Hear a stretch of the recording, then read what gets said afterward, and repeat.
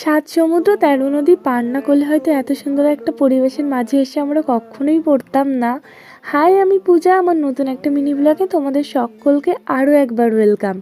দুপুরবেলা বাড়ির থেকে বেরিয়েছি সমস্ত রান্নাবান্না সাথে করে নিয়ে, কিন্তু এত সুন্দর একটা জায়গা খোঁজার পেছনে একটু তো খাটনি করতে হবে, তাই না?